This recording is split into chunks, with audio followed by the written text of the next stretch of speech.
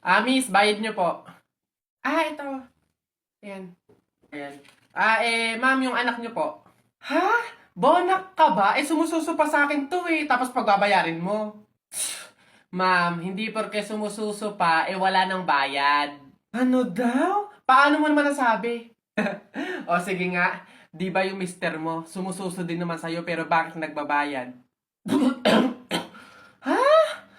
O ano? Ang bastos mo! Kuya Pantimang, hindi kayo. Hello, Beb? Uy, napatawag ka. Ihimiss na kasi kita eh. Labas naman tayo today. Libre ko. G? Ay, wala akong time sa mga ganyan-ganyan ngayon eh. Busy kasi ako. Daming work, gawain sa bahay. Next time na lang siguro.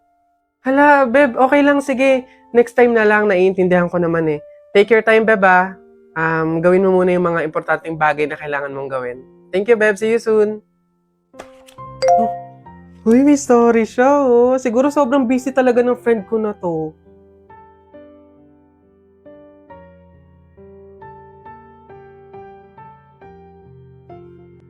Akala ko busy siya. May kasama lang palang iba.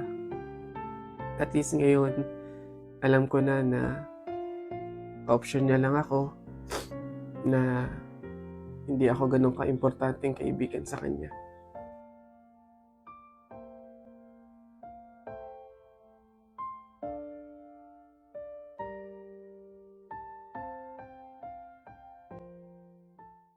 Ate, palimos po kahit konting barya lang po. Ewan ka nga pa. Ay, kawawa naman tong bata na to. Diyos ko, nasan ba yung mga magulang mo at palaboy-laboy ka dito sa daan? Wait lang Ay, eto, ay, wow, sino po kayo? Anyways, baka ipambili mo ulit ng iba pang fake nails yan ipang re-reband ko naman po. Ayaw mo ipangkain na lang? Sige, Lodi tong pulubi na to.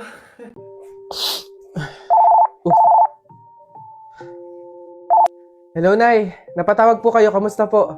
Anak, baka meron ka pang 10,000 dyan. Pang dagdag lang sana sa pang-araw-araw dito sa bahay. Nay, di ba po kakapadala ko pa lang ng 15,000 nung nakaraang linggo? Ayun na nga, naubos na eh. Nagaya kasi yung mga kumari kong mag-outing. Diyos ko. Nay naman, malaking halaga po yun. Sana naman tinipid ninyo. Hindi po ganun kadali kitain yun eh. May pasensya na po, hindi po ako makakapag-abot pa ngayon. Wala din po ako. May mga bayarin din po ako dito tsaka gastusin pang araw-araw. Teka, ang yabang na itong sumagot Kung makapagsalita ka, para ang laki ng kasalanan ko Nakapag-abroad ka lang, ganyan ka na magsasagot? Puro ka lang naman pasarap dyan? Singilin kaya kita sa pagpapalaki ko sa'yo. Huwag ka mag-alala, hindi ka namin kailangan. Kaya namin nang wala ka. Sobra naman ho kayo, Nay. Hindi naman po ganun kadali magtrabaho dito sa abroad eh. Kasi lahat salo-salo mo. Yung kapag nahihirapan ka, yung may sakit ka, nalungkot ka, wala. Ikaw lang mag-isa. Wala kang katulong, wala kang karamay. Pero Nay, bakit ganun? Yung isang beses ka lang hindi nakapagbigay pero parang buong pagkatao ko na yung hinisgahan ninyo. Itong pag-a-abroad ko, Nay, kayo naman po yung may gusto nito, di ba? Hindi po ako. Gusto ko po kasi na maging doktor talaga eh. Yung makakapagbigay ako ng tulong sa mga tao. Yung makakapaggamot ako ng libre. Yun talaga na eh. Kaso mahirap kasi tayo eh. Kaya itong pag-abroad ko, pinili ko na lang to para sa inyo. Na yung pasarap po ba na sinasabi nyo? Yun po ba yung kapag natanggap ko na yung sahod ko, bibili ako na kahit man lang pares ng damit? Yung pasarap po ba na sinasabi nyo? Yun ba yung kapag after kong magtrabaho, magpakapagod dito sa abroad, yung kakain ako ng masarap kahit isang beses lang? Yun po ba yun, Nay?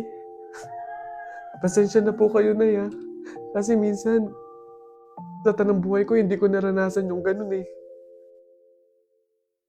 Kaya yun man lang, Nay, mabigay ko sa sarili ko, maregalo ko sa sarili ko. Kasi wala naman akong choice eh. Kundi yung piliin lagi yung pamilya ko para tulungan kayo. Yun nga man lang, Nay, na kamustahin niyo ako. Kailan ko kaya ma-experience na yung tatawag kayo sa akin, yung magme-message kayo sa akin para kamustahin lang ako. Yung hindi yung manghihingi kayo ng pera, yung hihingi kayo ng ganito. Pero wala eh. Hindi ko alam, Nay. Hindi ko alam kung bakit sa kabila ng paghihirap ko, sa kabila ng pagpili ko sa pamilya ko kaysa sa pangarap ko, hindi ko alam, Nay, kung bakit ganito pa yung mga sinasabi niyo sa akin.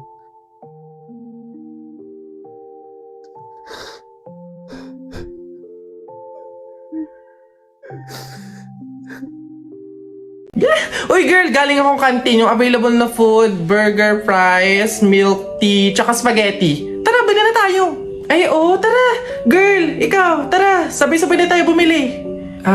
Mamaya na siguro ko. Oo na kayo. Ang dami ko pa kasing ginagawa dito eh. Alam mo naman yung mga prof natin. Ang daming pinapagawa. Sige. Sure ka. Go lang. Ingat. Sunod ka.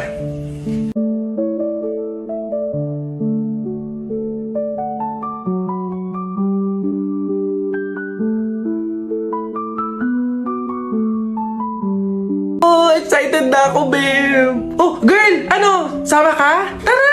Buong section natin is pupunta sa mall later after class. Let's G? Oh,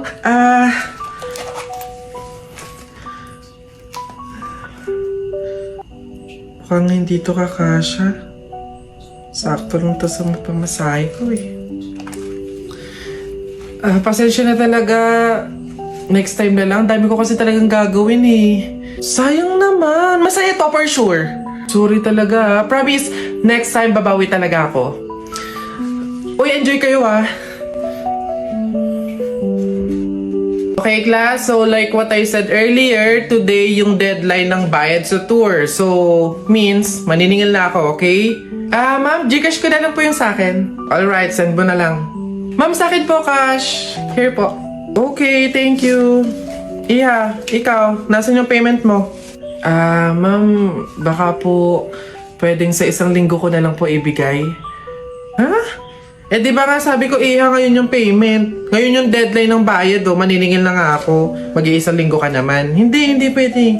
Anak, walang-wala pa talaga ako sa ngayon eh. Hindi naman ako makautang sa mga kapitbahay natin kasi ang laki na din ng utang ko sa kanila. Ma'am, pasensya na po, hindi pa pala ako makakasama sa tour.